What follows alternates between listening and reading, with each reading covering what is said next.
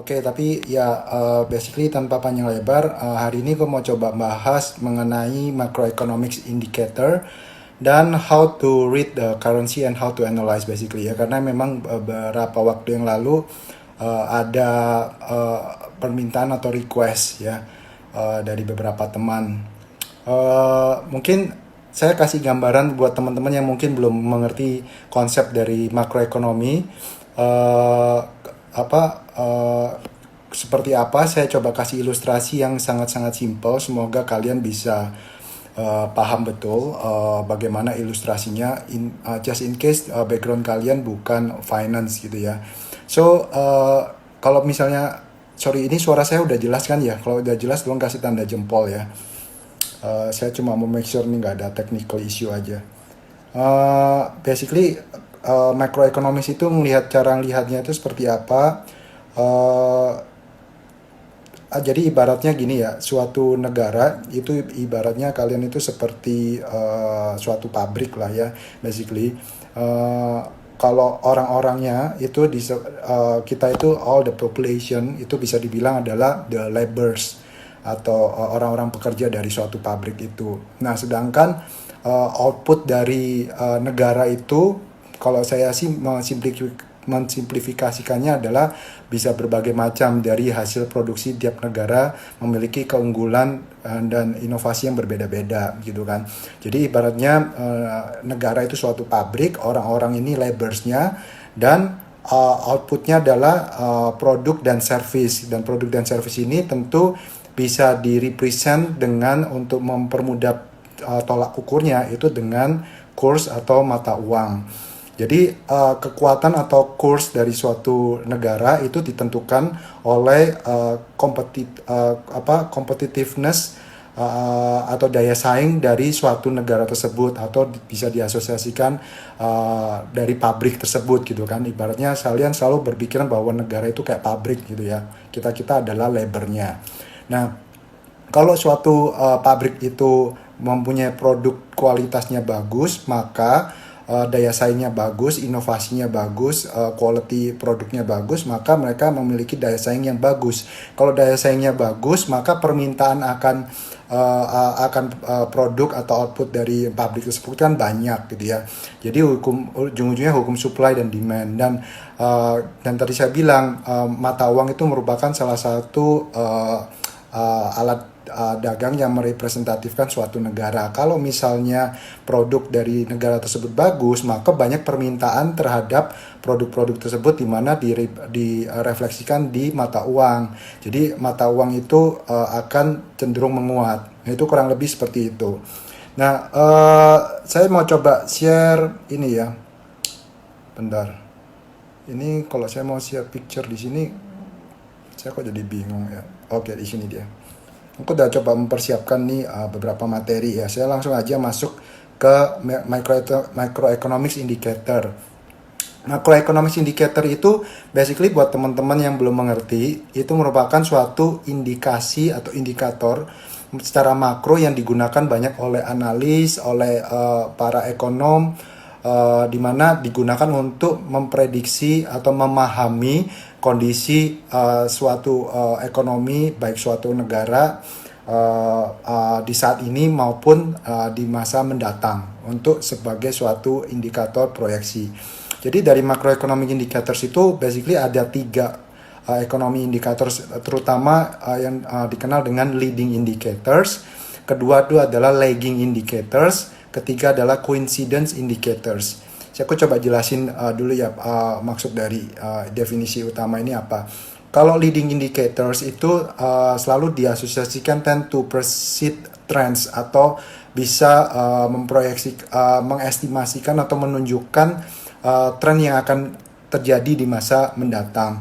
Contoh yang menjadi leading indicators utama itu adalah, contohnya ya seperti stock price, share price, kemudian commodity price, kemudian futures, kemudian PPI itu termasuk purchasing power index, itu termasuk dari leading indicators. Currency, Bitcoin kayak gitu, itu juga termasuk currency, itu juga termasuk leading indicators. Kenapa sih itu disebut sebagai leading indicators?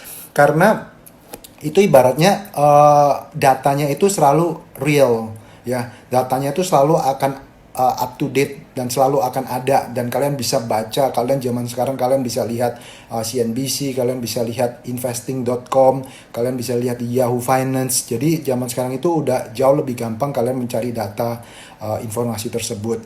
Jadi tujuannya leading indicators ya intinya membaca trend futures. Kemudian apa yang dimaksud dengan lagging indicators? Kalau lagging indicators itu untuk suatu data yang sebenarnya sudah lewat ya. Sebenarnya ini lebih ke historical data, tapi dipakai untuk confirming trends. Contoh dari lagging indicators itu apa? Contohnya adalah misalnya kayak angka GDP kemarin, oh kita resesi, ya udah confirm bahwa memang resesi. Definisi resesi kan negatif secara 2 kuartal berturut-turut. Jadi memang dia confirms. Data-data employment, data-data inflasi itu disebut dengan lagging indicators. Sedangkan coincident indicators itu sebenarnya dia kayak menjembatani antara lagging dan leading. Jadi itu apa yang terjadi sekarang. Karena kalau yang lagging ini kan apa yang sudah terjadi di bulan lalu atau apa yang sudah terjadi di kuartal sebelumnya. Makanya disebut lagging.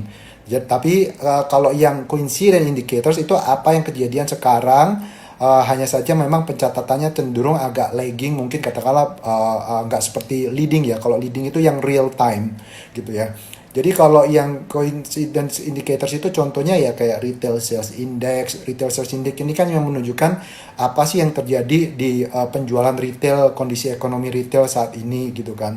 Nah itu yang disebut coincidence indicators. Kemudian industrial production.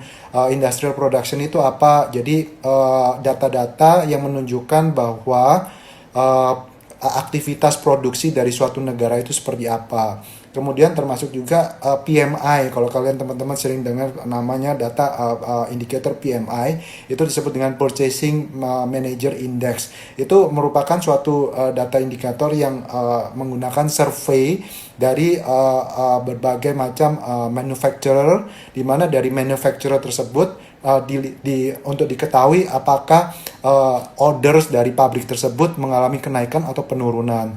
Jadi new order seperti apa, utilisasi dari pabrik tersebut seperti apa. Nah, memang yang paling umum banyak dipakai sama orang itu adalah PMI. Kenapa PMI, Purchasing Manager Index? Karena itu menunjuk ada yang namanya manufacturer, ada yang namanya service gitu ya. Jadi disesuaikan sektornya. Karena ini menunjukkan aktivitas bisnis saat ini sedang ekspansi atau sedang kontraksi.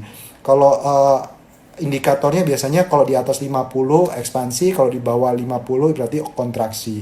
Itu beberapa indikator utama yang sering dipakai banyak orang-orang untuk cara menganalisa gitu ya. Nah, saya mungkin langsung saya jelasin dulu mengenai kenapa leading indicators itu dan kalian itu harus mengerti kenapa sih pasar modal itu menjadi peranan sangat penting.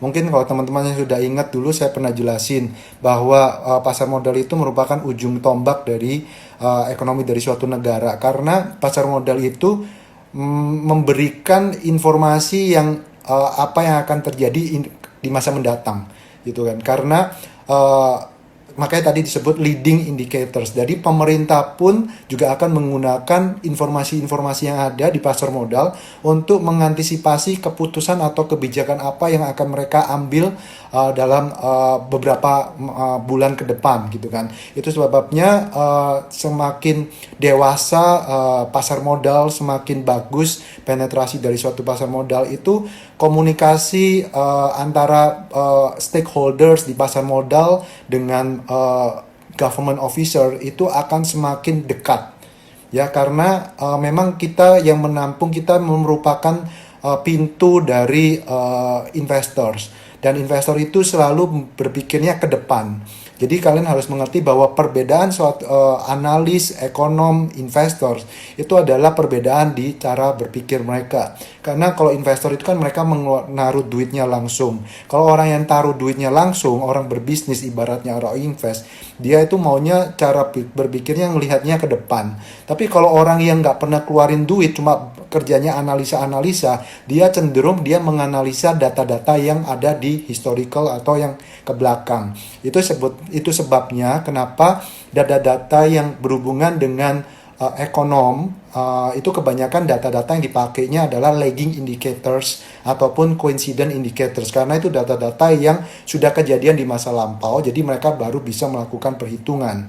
Sedangkan leading indicators adalah ya orang langsung bereaksi saat ini. Oke, setiap orang ini bayangkan kalian punya banyak orang, mereka mempunyai pemikiran yang berbeda-beda, tapi kan sudah terblended, semuanya sudah terrefleksikan dari pergerakan harga itu. Saya kasih contoh kenapa kenapa bahwa equity index itu bisa menjadi good indicator dan menjadi suatu leading indicator. Karena ini saya kasih contoh, ngambil dari data di Fortune gitu ya. Ini yang biasanya mungkin bisa dijadikan suatu patokan buat teman-teman atau buat orang-orang atau investors, bahwa dia mencoba mengasosiasikan bagaimana sih ini sebenarnya data ini historical. Cuma saya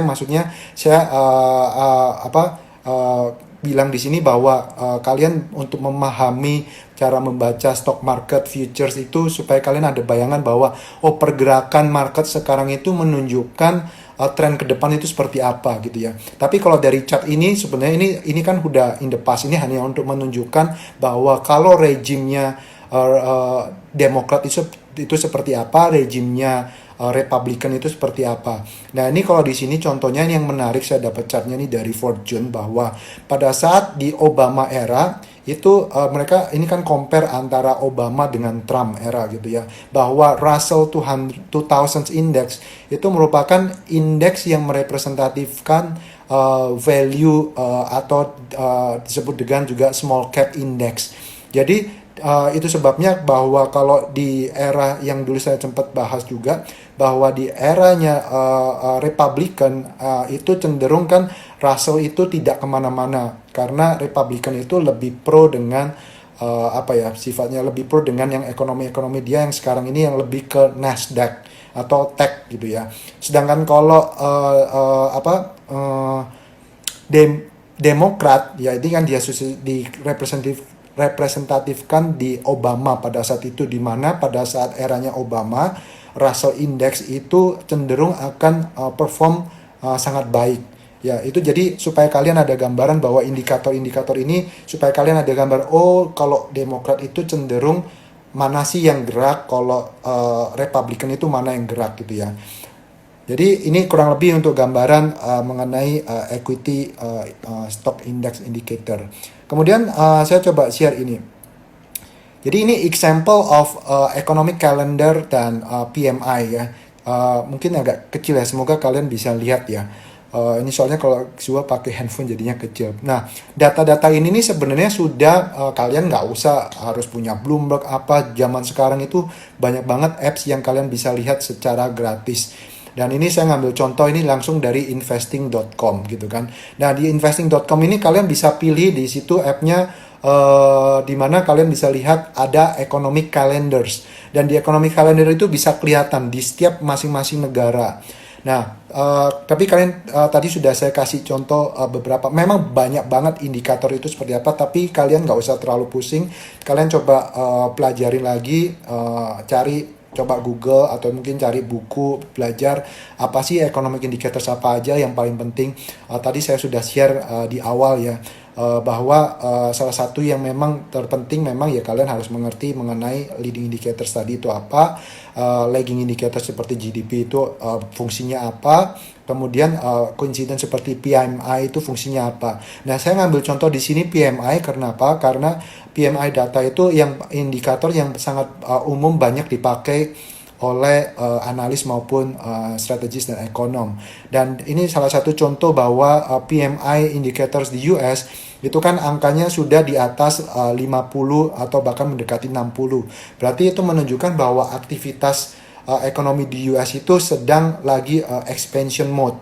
Nah, itu yang mengkonfirm mengapa stock index atau stock market di US itu perform sangat baik, karena memang data-data indicators ini yang confirming the trend gitu ya, seperti yang tadi saya bilang ya.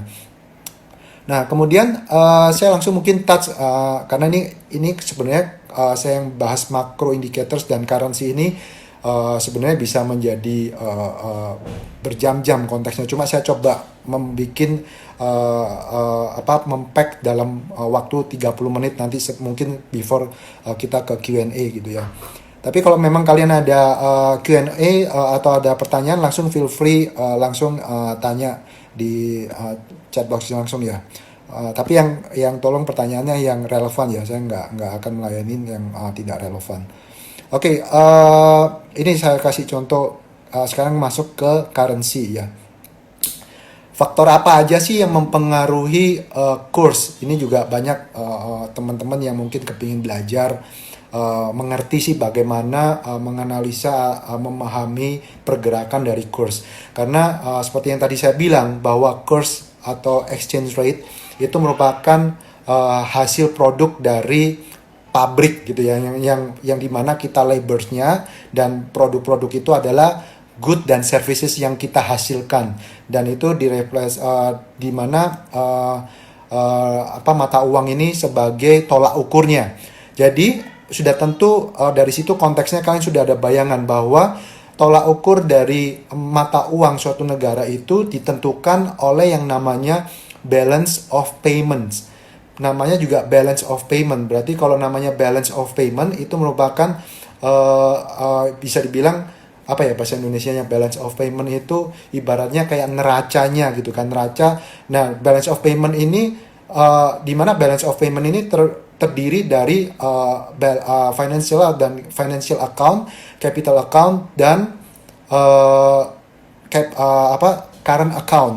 Jadi kalau kalian ibaratnya kalian memahami suatu bisnis atau pabrik gitu ya, yang kalian punya bisnis, itu kan kalian pasti punya neraca dan kalian pasti punya pembukuan profit and loss. Nah, current account itu yang bisa diasosiasikan sebagai profit and loss atau laba rugi dari pembukuan laba rugi dari perusahaan. Karena kalian akan mencatat, oh saya dagangan hari ini saya jual apa, kemudian saya kan kalau kita jual, negara ini kan anggap aja pabrik tadi yang saya kasih ilustrasinya. Kalau pabrik ini berarti menghasilkan suatu produk, dia bisa jualan ke negara lain gitu kan. Negara lain itu anggap aja buyernya, berarti dia menghasilkan ekspor.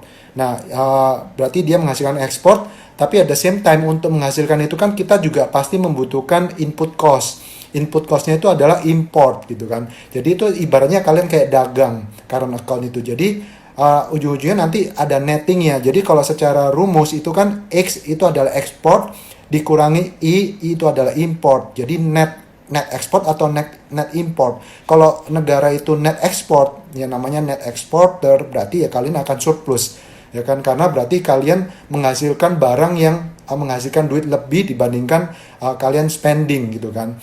Tapi kalau defisit ya berarti pabrik kita itu masih defisit, kita itu berarti pabrik kita itu belum kompetitif, mungkin belum efisien, ibaratnya seperti itu tadi kan. Kemudian ada lagi rumusnya kan ditambah net income dan net transfer. Net income ini kalau di sini definisinya lebih kayak dalam suatu negara itu kan banyak orang yang memiliki bisnis transaksi yang di Indonesia dan di luar negeri. Kemudian itu ada netnya gitu kan. Ada orang yang punya penghasilan di Indonesia, di lokal, dan orang yang mempunyai penghasilan di luar negeri. Kemudian mereka di net. Kemudian sedangkan net transfer itu adalah yang berhubungan dengan dari sisi pemerintah atau government. Dan net transfer ini ya bisa jadi hubungannya dengan ibaratnya net apa yang government keluarkan dan apa yang government dapatkan. Dan biasanya remittance itu juga bisa terrefleksikan dari sisi sini ya. Jadi kayak kalau Indonesia mempunyai tenaga kerja tenaga kerja di luar negeri, itu nanti di net off apa yang mereka hasilkan di sana dan apa yang mereka hasilkan di sini gitu ya. Nanti itu di net off, semuanya terrefleksikan di current account. Kemudian sedangkan financial dan capital account itu lebih ke dari sisi neraca atau pembukuan kalian dan cash flow financing atau cash flow fundingnya. Kan tadi kalian sudah punya ibaratnya laba rugi laporan dagangan kalian. Oh, saya cuan berapa nih, saya rugi berapa nih, saya surplus dan defisit berapa. Kemudian di sisi lain kalian kan perlu memperhitungkan cash flow kalian. Nah, cash flow kalian ini yang disebut di sisi pemerintah ini dinamakan financial dan capital account. Ini saya gabung aja ya. Kalau financial account itu lebih dihubungkan dengan portfolio flow. Portfolio ini bisa dari sisi obligasi dan juga dari sisi saham. Ya, jadi ada dua investor gitu kan. Kalau obligasi ya namanya surat utang. Kalau equity ya berhubungan dengan penanaman modal gitu ya.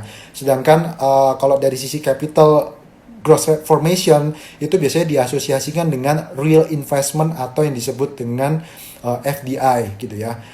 Ini yang makanya ini yang pemerintah yang harapkan dari adanya Omnibus Law supaya bisa mengundang orang-orang itu benar-benar investasi menanamkan modalnya di real asset gitu.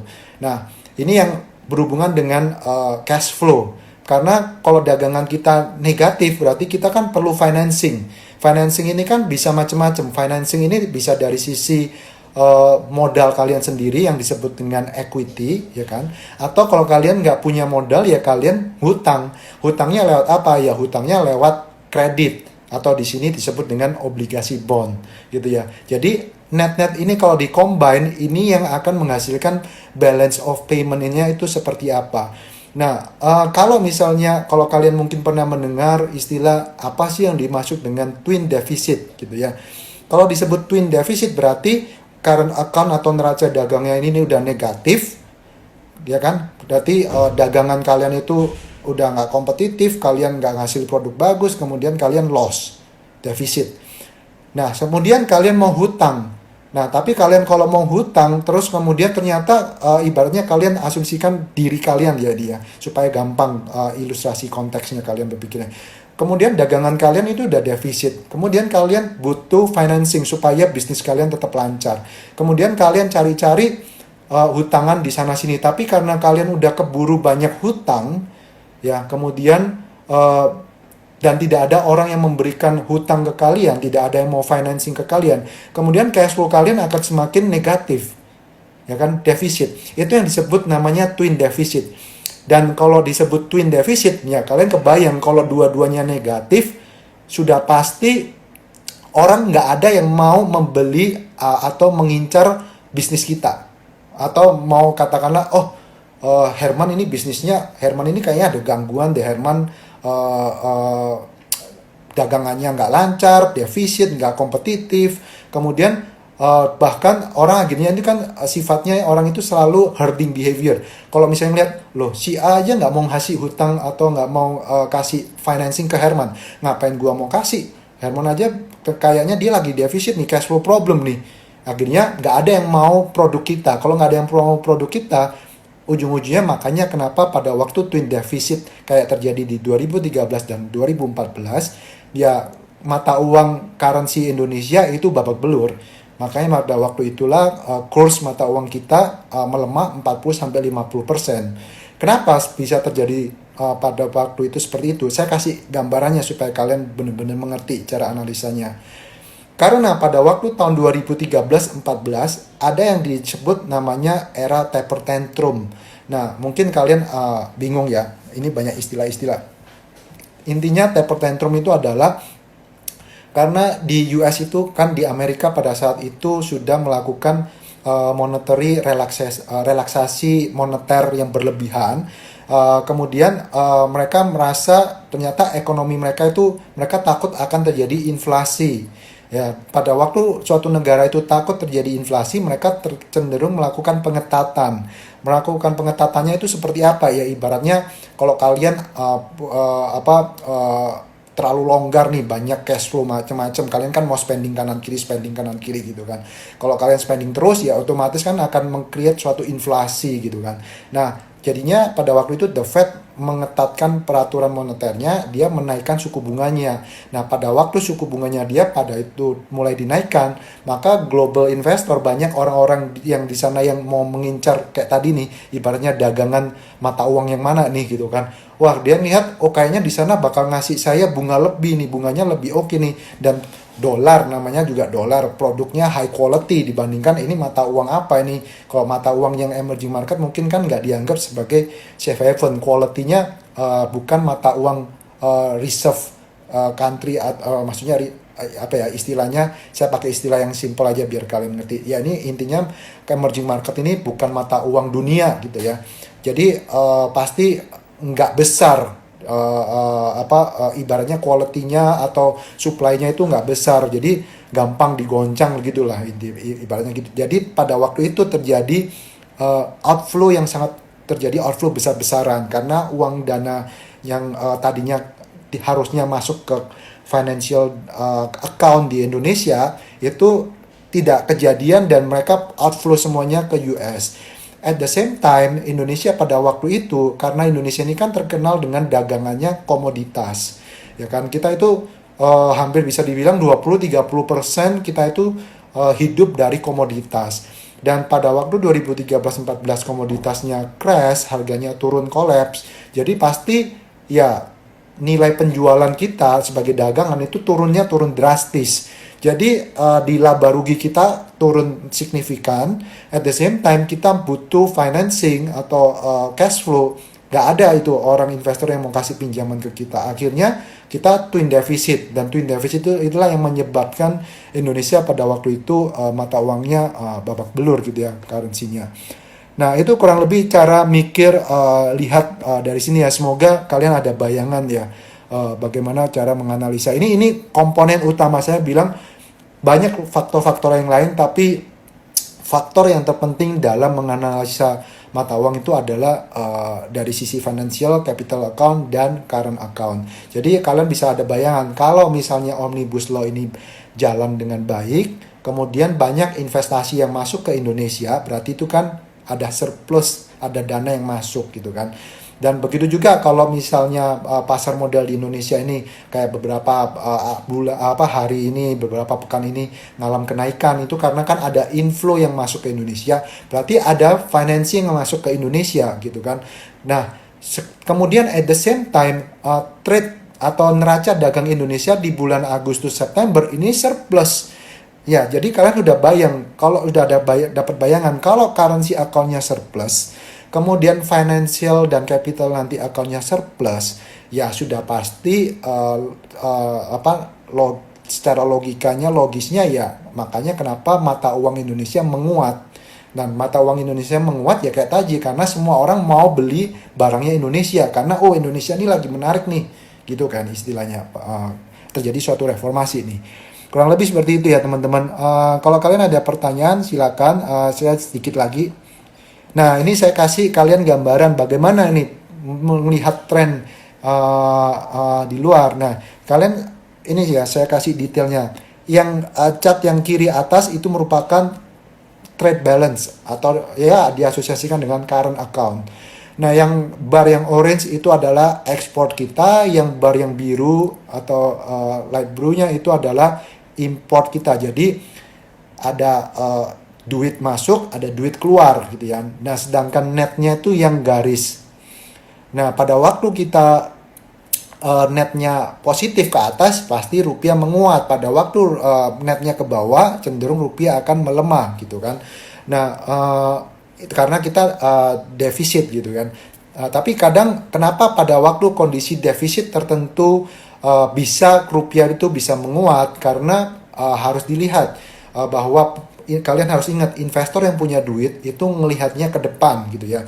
Kalau dia ngelihatnya ke depan pada waktu current account kita defisit tapi rupiah bisa menguat, itu karena dilihat dulu konteks defisitnya itu kenapa. Kalau konteks defisitnya karena Indonesia ini memang ekonominya lagi booming dan recover karena growth-nya sangat kuat, ya itu berarti dia ngelihat growth-nya gitu kan. Nggak apa-apa nih sekarang negatif, tapi kan nantinya bisa surplus gitu kan. Jadi ngelihatnya dia ke depan gitu kan. Dan dia kalau misalnya dia lihat dulu nih balance-nya, apakah nanti kalau ekonomi Indonesia itu selalu lagi growing, itu kan berarti kebutuhan importnya kan pasti naik gitu kan, karena semua orang konsumtif, mau konsum ini, konsum A, konsum B, berarti kebutuhan duitnya itu besar gitu ya. Dan harus kalian ingat, pahami bahwa Indonesia merupakan dollarized economy. Dan kalau dollarized economy, apa yang dimaksud dengan dollarized economy?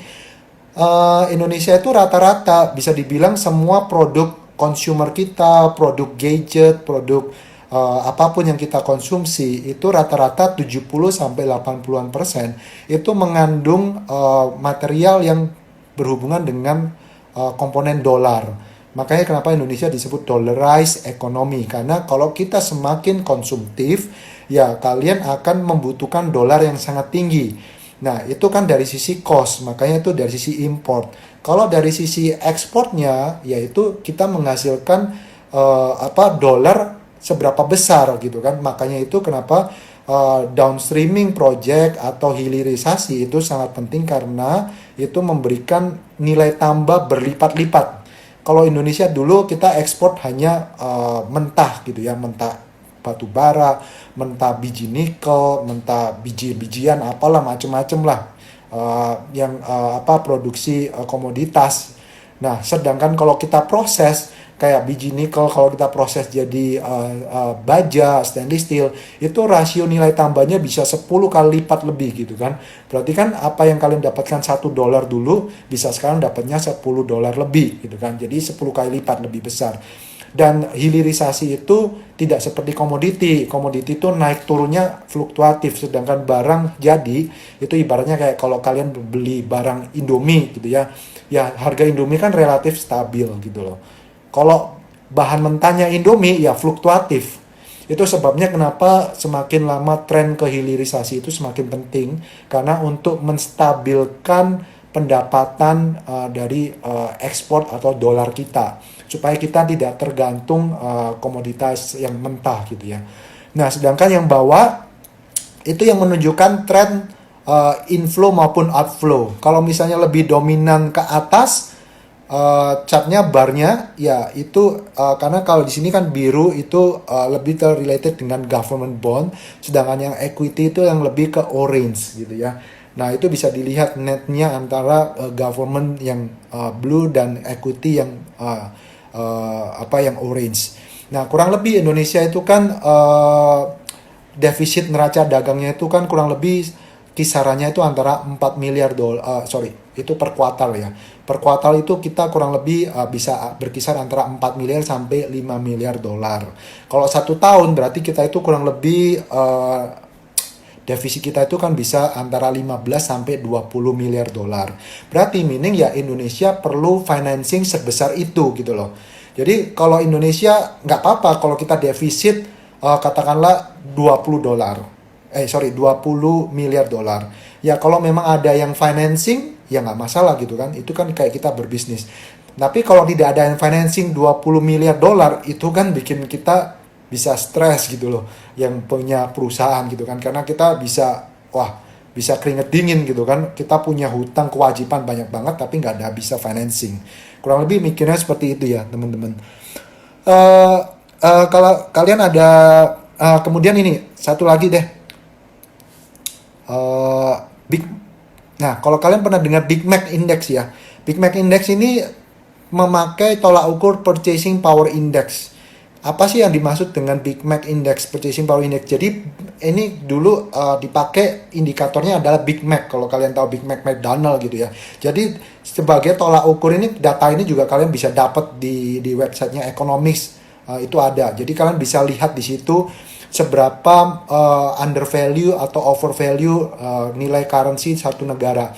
Konsepnya seperti apa? Basically ini memperbandingkan antara katakanlah Big Mac di Indonesia harganya katakanlah pakai harga 35 ribu misalnya atau 30.000. Kemudian di US berapa harganya? Harusnya kalau yang setara itu katakanlah $2, $3 gitu ya. Kalau misalnya terjadi diskrepensi antara loh kok Big Mac di sana kok bisa lebih murah dibandingkan Indonesia gitu kan. Berarti ini kan ini ada mata uang Indonesia dan mata uang ini kan terrefleksikan di harga Big Mac gitu loh. Di harga Big Mac burger ini gitu.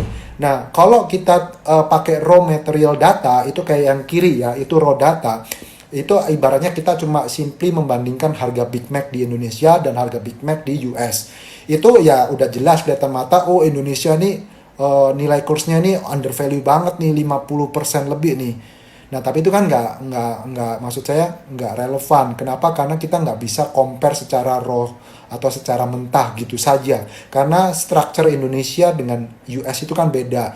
Makanya ada yang dinamakan istilahnya GDP adjusted atau disesuaikan dengan structure dari ekonomi suatu negara tersebut. GDP adjusted ini memperhitungkan faktor employment, memperhitungkan faktor labors dan competitiveness dari suatu negara. Jadi setelah di-adjust ternyata mata uang Indonesia itu undervalued kurang lebih 20-an 25% loh, bukan 59%. Jadi itu lebih make sense gitu kan. Jadi harusnya dari sini kita kelihatan kalau kondisi ekonomi Indonesia akan membaik dan trennya membaik, berarti currency Indonesia itu sebenarnya bisa menguat gitu loh, karena dinilai dari sini saja untuk gampang purchasing power parity ini, ya intinya Indonesia itu sekarang dinilai di bawah nilai wajarnya, kurang lebih seperti itu ya teman-teman. Apa ada pertanyaan nih? Ini ada pertanyaan ya. Contoh komoditi yang bisa menjadi lagging indikator. Contoh komoditi yang bisa menjadi lagging indikator ekonomi. Ini maksudnya apa ya? Saya kurang ngerti. Kalau menurut saya sih, tadi saya sudah jelaskan di depan ya, bahwa komoditi itu bukan lagging indicator, tapi komoditi itu adalah leading indicator. Kenapa? Yang saya tadi bilang, kalau yang berhubungan dengan real time transaksi, kalian kan bisa melihat harga komoditi gerak terus tiap hari. Harga gold gerak terus, kalian bisa lihat investing. Harga batu bara juga gerak terus karena ada transaksi real. Apapun yang sifatnya real time, harga stok itu juga stock price harganya kan real time gitu kan. Nah itu disebut dengan leading indicators. Jadi bukan lagging indicators ya. Siapa ini pertanyaan dari Gilbert? Mungkin ada pertanyaan yang lainnya, bentar saya lihat dulu ya. Atau kalian ada yang mau tanya langsung, boleh nanti bisa live. Ini ada yang mau live langsung tanya ya, bentar ya. Saya jawab dulu yang di sini ya. Bagaimana pandangan Bapak terhadap SWF di Indonesia? Apakah kita mempunyai benchmark terhadap SWF negara lain yang sudah berhasil? Oh ya, ada SWF-nya, tapi sorry tadi aku bilang nanti orang bingung ya. Di sini saya nggak bahas SWF. Jadi konteksnya di sini saya lebih bahasnya adalah indicator leading macroeconomic indicators dan currency. Kalau bisa tanyanya yang relevan ya.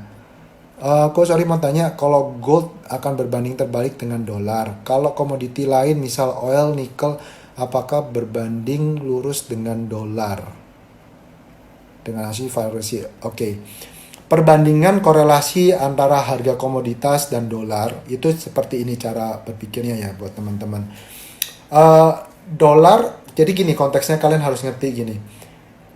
Dan itu harus disesuaikan dengan komoditas masing-masing, karena kalian harus ngerti bahwa struktur komoditas supply dan demand-nya itu bisa berubah, tetapi memang membutuhkan waktu. Sebagai contoh gini, buat siapa nih Rusu ya.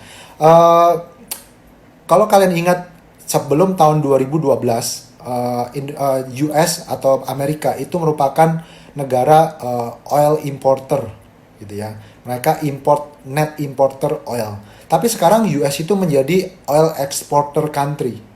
Jadi kalau makanya itu pada waktu terjadi shifting struktural yang sangat masif seperti itu, korelasi suatu indikator itu berubah. Jadi kalian harus paham hal itu. Karena ya US udah bukan lagi negara yang dependent on import oil gitu loh. Jadi sekarang dia malah bisa ekspor oil. Jadi pada waktu itulah korelasinya broken, bisa dibilang seperti itu. Nah, jadi kalau ditanya komoditas secara umum memang adalah gini. Dolar itu kan masih menjadi mata uang utama dunia gitu ya. Jadi kalau menjadi mata uang utama dunia, maka semua transaksi komoditas menggunakan dolar. Dan tentu dolar ini mengindikasikan kayak purchasing power gitu kan. Kalau misalnya dolar itu melemah, maka cenderung orang yang banyak menggunakan orang yang berkepentingan untuk membeli komoditas itu kan menggunakan dolar. Jadi pada waktu dolarnya melemah, berarti daya beli pembelinya itu kan akan naik, gitu kan. Makanya itu selalu diasosiasikan pada saat dolar melemah, harga komoditas itu cenderung menaik. Kenapa? Karena itu ibaratnya pada waktu dolar itu melemah, daya beli orang-orang yang membutuhkan komoditas itu naik, gitu kan. Karena mereka beli komoditas itu pakai dolar, gitu ya. Dan sebaliknya pada waktu dolar itu menguat, cenderung daya beli orang itu akan menurun. Kalau daya belinya menurun, ya dia nggak bisa konsumsi lebih komoditasnya. Semoga menjawab ya. Kemudian siapa lagi nih ya? Ada Victor. Berarti kedepannya taper tantrum jilid 2 bakal ada nggak kok? Taper tantrum jilid 2 ini tergantung dari Fed ya. Menurut aku kalau ada, mungkin saya nggak ngomong, nggak menutup kemungkinan ada atau enggak. Anything is possible gitu kan. Saya nggak akan bilang oh nggak mungkin. Nggak make sense apa justifikasi saya. Karena itu ujung-ujungnya taper tantrum tergantung lagi lihat dari inflation trend di sana ya. Karena pada saat, tapi kan di sini sudah kelihatan terakhir bahwa The Fed itu akan mencoba untuk lebih rileks terhadap arah dari kebijakan moneternya, di mana mereka sekarang lebih pro inflasi. Kenapa lebih pro inflasi? Karena basically mereka itu butuh dan sudah istilahnya udah muak lah, ini kita udah deflasi 10 tahun lebih gitu, bertahun-tahun lah, bukan 10 tahun lebih gitu kan. Mereka kepingin ada karena deflasi ini menyebabkan velocity of money. Velocity itu apa sih? Velocity itu adalah keefektifan perputaran uang yang ada itu menghasilkan inflasi atau GDP atau enggak gitu kan. Makanya dulu kalian mungkin boleh lihat nanti di IG kontak saya sebelumnya terkait dengan financial repression ya. Itu saya bahas di sana mengenai financial repression. Oke, bentar ya. Tadi ada temen yang mau ini. Ini ada yang mau live atau coba saya kasih.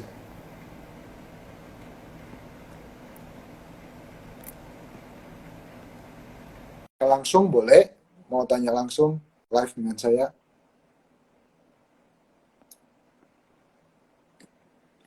Ini orang ketekan atau apa, saya juga nggak ngerti ini. Tapi ini ada yang request, saya masih nunggu. Kalau nggak jadi ya, saya cancel ya. Mungkin kalian nanti bisa lihat lagi di sini. Ini nggak ada jawaban soalnya. Kalau memang kalian mau coba ini tanya lagi ya.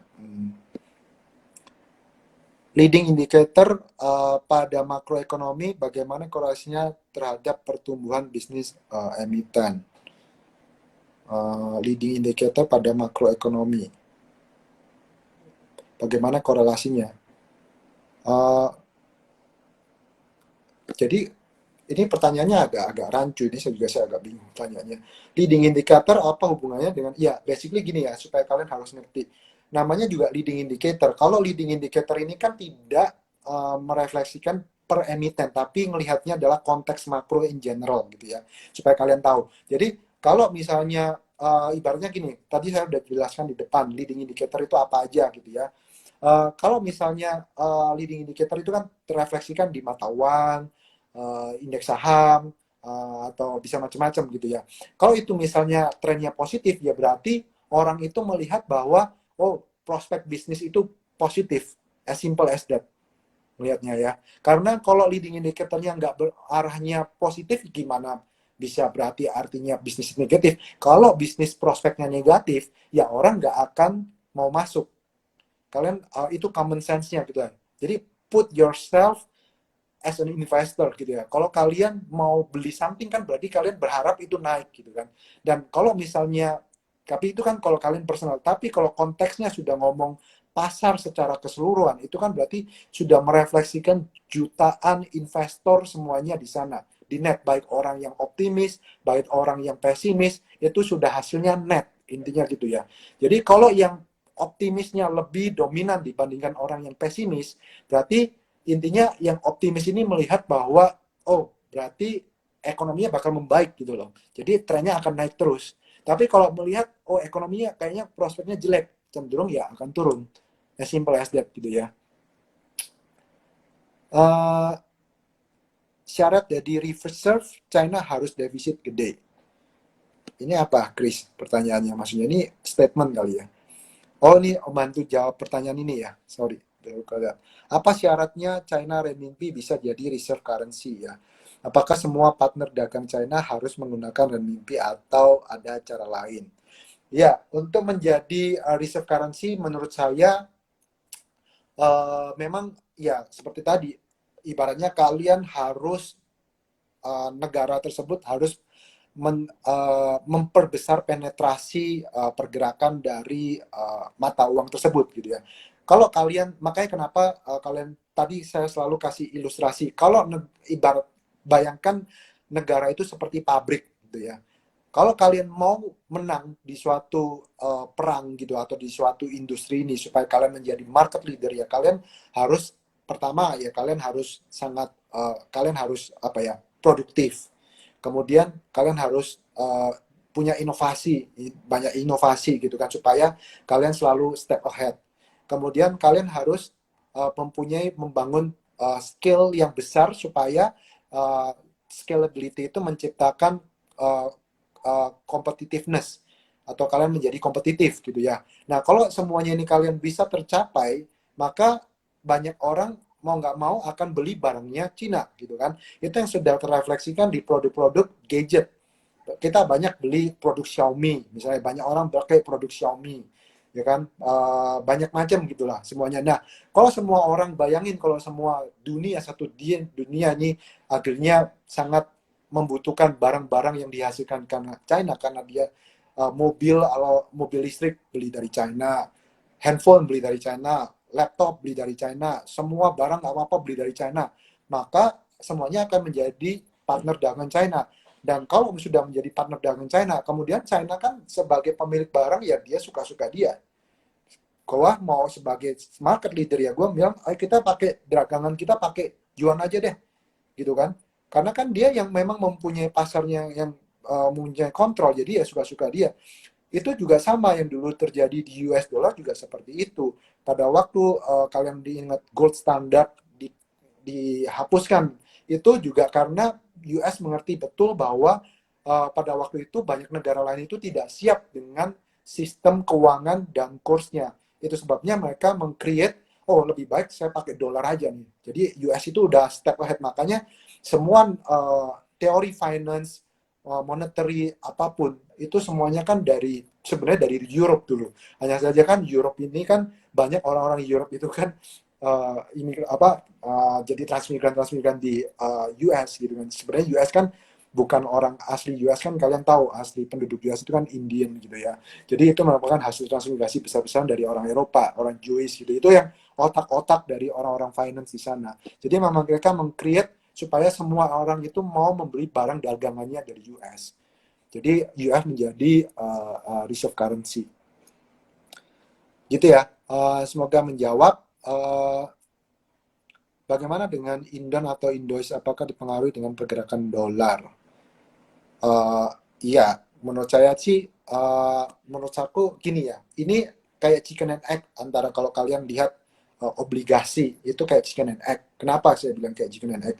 Sama lah, ibaratnya. Produk investasi apapun itu ibaratnya kayak chicken and egg. Semua orang itu saling tunggu-tungguhan. Jadi itu sebabnya ada orang itu makanya kalau kalian mempelajari konteks behavior orang itu sangat menarik gitu ya. Karena ada orang yang ketakutan, ada orang yang berani, ya biasanya risk profile dari seseorang, risk profile dari suatu negara itu cara berpikirnya sangat simple. Kalau kalian punya duit banyak, itu pasti kalian cenderung risk taker. Orang yang atau mungkin kalian nothing tulus, ada juga orang yang sistemnya nekat. Kalau nothing tulus ya jadi nekat gitu ya. Tapi intinya konteks in general, kalau kalian cash flow-nya bagus, makanya perusahaan-perusahaan yang besar cash flow-nya bagus, balance sheet-nya strong atau kuat, ya kalian pasti memiliki risk profile yang jauh lebih tinggi. Kalau kalian memiliki risk profile yang jauh lebih tinggi, pasti kalian berani gitu kan. Nah, di saat itulah orang itu ditentukan prospeknya. Dan kenapa tadi saya menghubungkan dengan ini, karena itu yang tadi saya hubungkan kaitannya kayak ayam dan telur gitu ya. Karena pada waktu orang takut, tapi kalau ada investor besar yang melihat, oh kayaknya dolarnya ini, karena kan orang bisa beda-beda loh cara bikinnya. Kayak saya misalnya berpikir, oh, kayaknya dolar ini nilainya udah over misalnya atau under gitu ya. Tapi kalian mungkin berpikir sebaliknya gitu. Jadi kan market ini tergantung didominasi oleh orang yang berpikiran seperti apa. Tapi kalau memang ada investor-investor besar mendominasi berpikir bahwa oh kayaknya rupiah ini prospeknya bagus, dia masuk jebret gitu kan. Kemudian ya inflow-nya masuk, bukan berarti dolarnya mempengaruhi indonnya ya, tapi bisa dibilang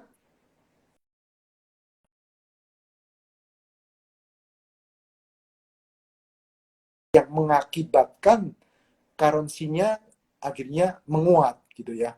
Jadi kalian harus ngerti itu merupakan kayak lingkaran apa siklus satu kesatuan. Ini ada pertanyaan lagi. Bagaimana view-nya Ko Herman untuk level rupiah di tahun depan dan signifikansinya terhadap IHSG?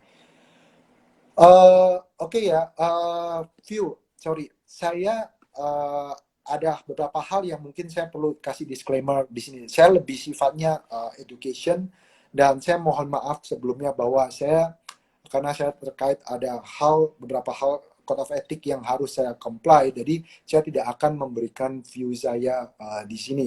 Jadi sebelumnya saya mohon maaf. Karena saya lebih sifatnya edukasi, kalian mencoba untuk mendigest sendiri, karena aku ingin kalian belajar apa yang saya sharing ini, kalian paksa bahwa kalian itu bisa loh, kalian mencoba untuk analisa dan mendapatkan view kalian itu apa. Ya intinya kalian sudah saya kasih kisi-kisinya apa aja, hal-hal apa saja yang kalian bisa belajarin, apa hal-hal yang apa saja yang kalian bisa monitor gitu ya. Ya ibaratnya sekali lagi sebagai penutup, mungkin waktunya udah mepet, intinya kalian harus lihat kayak tadi ya, neraca dagang Indonesia itu seperti apa, neraca dagang kita itu ditentukan oleh ya ekspor kita, komoditas kita itu apa. Kemudian yang dulu saya pernah cerita tentang mobil listrik, ya kalian bisa lihat di konten saya sebelumnya. Nah, mobil listrik ini kan akan kalau hilirisasi dengan apa yang berhubungan dengan nikel ini akan memberikan income dolar seberapa besar. Ya kalian coba analisa ya, supaya kalian itu lebih pintar ibaratnya, karena saya nggak mau langsung ngasih jalan pintas gitu ya ibaratnya, karena supaya kalian itu mencoba berusaha do your own homework gitu ya, karena kalau dengan kalian do your own homework, kalian nanti akan lebih cepat, lebih ngerti, dan kalian akan belajar lebih cepat di sana. Nah intinya kan Indonesia ekspornya batu bara, CPO, kemudian sekarang itu yang nomor 3 berhubungan dengan stainless steel, padahal stainless steel itu dulu top 10, sekarang udah jadi nomor 3 stainless steel. Nah kalian di situ dilihat neraca dagang itu seperti apa. Nah itu ada semuanya datanya di BPS atau Bank Indonesia ya. Oke, ada pertanyaan, lihat grafik GDP dibandingkan ke bentar. Lihat grafik GDP dibandingkan ke investasi setiap resesi. Ini sorry ya guys, kalian saya kadang bingung ini, kalian tanya atau statement, coba kalian juga perjelas, saya juga bingung. Ini kayaknya statement ya. Oke, I think udah cukup ya. Ada satu pertanyaan lagi terakhir mungkin.